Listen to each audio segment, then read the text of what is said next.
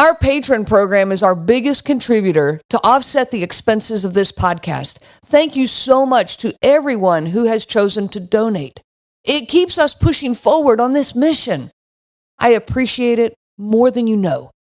To become a patron member, if you're not one yet, click the link in the bio, and I am incredibly grateful for your support.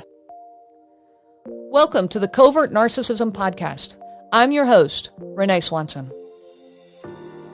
Circular Conversations from Hell, Part 2. I'm Renee Swanson, and I'm going to continue talking to you about what we were talking about in the last episode. The last episode was about the circular conversations from hell, and I've got 8 signs of these conversations. And I want to just pick up where we were. You know, the circular conversations, they're not conversations, they're competitions. And when you're dealing with a covert narcissist, every single conversation of any sort is susceptible to becoming a competition and even flat out warfare. So those 8 signs, I went through 3 of them last time. I'm going to mention them briefly here, and we're going to move into the rest of the signs. Number 1 was you find yourself teaching a full-grown adult about basic communication skills and basic human emotions and basic just common decency. Number 2, you find yourself thinking, hey, if I could just find the right words, then he would stop treating me this way. It's all on me. If I could just find the right way to explain it, then he would listen. Number 3 is these conversations are antagonistic and combative. They cause the guards to go up. Everything is all about them and how they were offended or how they were hurt, and that you are now defending yourself. So those 3 we did last time, and you can go back and listen to that episode if you want more detail on them. So number 4, there is no resolution in a circular conversation with a covert narcissist. You know that place when you've been in a heated discussion with a loved one and you feel reconciliation? That moment when both people are sorry, both take on some of the responsibility, some of the blame, they both shoulder it, they both carry it, and they both feel humbleness, honesty, and compassion. And in that moment with that loved one, you feel so open and so connected with each other. Well, with a covert narcissist, this place of reconciliation does not exist. Never, never. You will never, ever, ever get there with a covert narcissist. It does not matter whether you are in the original heated discussion or you are in the 100th discussion trying to get the resolution. It's not going to happen. These discussions can last 5 minutes or 5 hours. It doesn't matter. You can find the words that you think, finally. I remember in a conversation with my husband, I thought, finally I have found words that he can understand. I thought at that point, I know how his mind works. I know how he's thinking, and we'd been married for 15 years. Finally, I found a way to explain it. These are words that he can get. And he looked me straight in the face and said, I don't have a clue what you are talking about. You will never get to a point of reconciliation with a covert narcissist. You will never find that peaceful and compassionate ending. Number 5, they use the topic switcheroo. If a narcissistic person does not like the direction of the current discussion, I guarantee you that they're going to switch it around. I'll give you an example, a personal example. It came from, we finally decided to try marriage counseling. So it came from a session with a marriage counselor. And I thought, why not? I've got, what else do I have to lose? My marriage was falling apart. I was going to walk away from this marriage. So fine, you want to go to a marriage counselor? Let's try it. So we're there. We're trying to find some middle ground in order to save our marriage. We are down to the last few months of our marriage. And here's how the discussion went. He says, or spoke up and said, I have asked you to tell me what it is that I'm doing so wrong in our marriage, and you won't tell me. So I responded, I have told you so many times. I have told you why I'm frustrated, and I'm done telling you I don't have any words left to explain it. So he responds back, I have asked you to tell me right when it's happening. Like right when I'm hurting you, tell me then. I think the problem really is that you say yes to that, and yet you do no. And I said, what does that mean? And he says, you've told me that you will point things out as they happen, and yet you don't do that. And I said, I have pointed them out. I've pointed them out at the time, in the heat of the moment. Well, that doesn't work. And I tried an hour later, after things have calmed down. That didn't work. I tried the next day. Let's give it some time, maybe when everybody's calmer. That didn't work. I have tried everything I know to try, and now I'm done trying. So arrogantly, he says, so, you see? And he looks at the counselor and says, she says yes, and she does no. And he looks back at me and says, you do that with a lot of things. I sit back in my chair and I said, now what are you talking about? And he said, I'm talking about the windows in the house. You still haven't gotten the windows replaced, but you said you would. You have got to be kidding me. The windows in the house. 2 years earlier, before this day, we had talked about replacing the windows in the house. It was a discussion that we had had. Yes, I then went and got some estimates. And I talked with him about those estimates, but it went no further than that. For 2 years, nothing had ever been said about these windows in the house until that day at the counselor. And now, all of a sudden, it's all my fault? And it's the example that he chooses to use about how I say yes and do no? Because the windows of the house have not been replaced. And the other piece of the question I want to say is, since when did that become my job? We're a team, right? You've got a part in this too, right? Number 6, they play the eternal victim. This victim role that a covert narcissist can play is amazingly, they are amazingly good at it. It's just, they can turn anything at all into a victim, into their victim role. Anything can become an offense, a hurt, and all of a sudden now they're a victim. And some of their favorite phrases are, well, I had a tough childhood, or my dad or my mom treated me badly. I have a low self-esteem because of my childhood. Nobody likes me. Everybody is against me. Poor me is their attitude.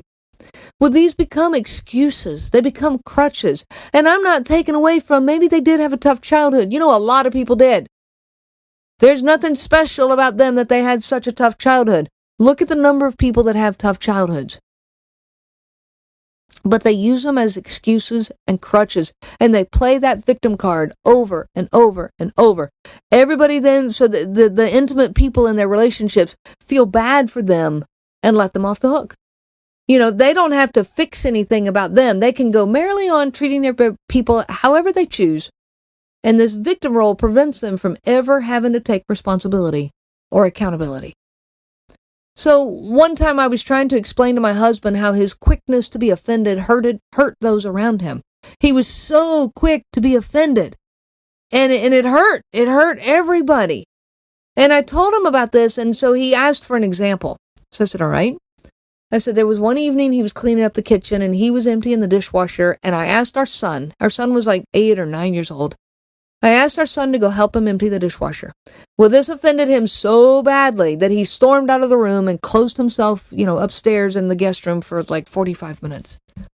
I finally went up to talk to him about it, and he told me at the moment that the way I had communicated with him, that he took it to mean that I was saying he was an idiot because he's not capable of emptying the dishwasher by himself, and that really hurt his feelings so bad he had to go upstairs and cry. So, I asked him, why would that even cross your mind? I don't even understand how you can turn that into a hurt. Well, now I'm using this as an example. I'm giving him this example. Well, he doesn't even remember. He says, I don't remember that even happening.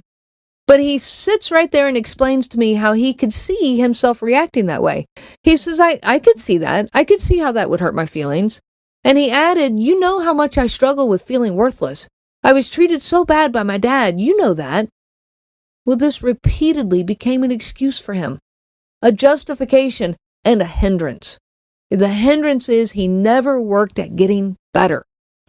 This attitude of, you have to get off my back because I struggle with self-esteem and your words are damaging me. This attitude allowed him to just continue feeling sorry for himself, and he never had to fix anything. Number 7, you walk away thinking, what in the world just happened? These conversations are like no other conversations around. Your head is left spinning. You will feel as though you have used every ounce of energy you have, and yet have accomplished absolutely nothing. You can replay the conversation over and over in your head for hours or days, and you will. Most victims do. You obsess over it. I should have said this, or I could have said that. I could have done this better. I could have said that. And you now have 1,000,000 arguments laid out in your head. These are 1,000,000 arguments that will never, ever get spoken to that person. They will be left unaddressed. The initial conversation, you just walk away with your head spinning so fast. Number 8, they give you the silent treatment. And I'm not referring to that silent treatment that might last days on end. Some narcissistic people do use that type of silent treatment. But I'm actually talking about a silent treatment that is extremely direct and personal, purposeful. It's a little hard to describe, so bear with me. When he became offended by something I had said, done, or not done, it was immediately crystal clear. Not because of what he said, but because of what he didn't say. It was his body language and this lack of words. It was an intense silence. He had this way of existing in space that communicated to everyone around him that he was not happy. He would stare at absolutely nothing in this very contemplative manner and complete silence. The silence could last for a few minutes, or it could last for several hours. It created a tension in the room that I cannot describe in words. The grip of that tension was mental, emotional, even physical. My whole body, my whole insides would just curl up in a ball, and the tension would just flow through my body and tightness all over. Getting out of this entrapment proved to be the most difficult thing I think I've ever tried to do. Staying took an incredible toll on me, on my body, my mind, my heart, and my soul. But walking away was just almost impossible. Why? Because you feel like you need to stay, because you feel like you need to hear them out. Because it's that desire for reconciliation. You so badly want the reconciliation that you're willing to endure these conversations from hell just to try to get there. But you don't ever, ever get there. So if you find yourself really feeling like something is really, truly wrong in the conversation with your, significant other, or with a family member, whoever the covert narcissist is in your life, listen to your instincts. These circular conversations do take different shapes for different people, but many of the overall characteristics are the same. One thing, though, is always for sure. The one that's on the receiving end of this conversation, if you call it that, it's this combat, this conversation from hell, that one person on the receiving end, they are left feeling emotionally drained and completely hopeless. Learn to cut these conversations off before they even get started. You have the right to walk away. So if you feel like this conversation is about to stir up between you and that significant other person, walk away. Leave the conversation before it can even get off the ground. Please accept that you're not going to find reconciliation with them. It took me a long time to realize that, but once I truly accepted it, I quit trying to find it, so hard. I was digging in for all it was worth, trying to find reconciliation with him. When I let it go, and I knew I was no longer, that was no longer my search, because I knew it wasn't going to happen. Well, then I could walk away. Before the conversation even would get off ground, when he went into that moment of silent treatment, that moment of, oh, you've hurt me and now I got to ponder this, I left. Leave the room. Hey, I gotta go out for a little while. I'm headed to the grocery store. Leave. It's on him if he wants to then try to bring it back up later. And many times in my situation, he did not. So no one has the right to treat you that way. No one should ever be forced to sit through these conversations from hell. You have been listening to the Covert Narcissism Podcast with your host, Renee Swanson. Be sure to check out our website at www.covertnarcissism.com covertnarcissism.com. There you will find many resources just for you to help you on this journey. You can also reach out to me by email at Renee, RENEE, at cnglifecoaching.com. Those letters are CNG, as in Covert Narcissism Group. I do look forward to hearing from you. I wish you so much peace on your journey of healing.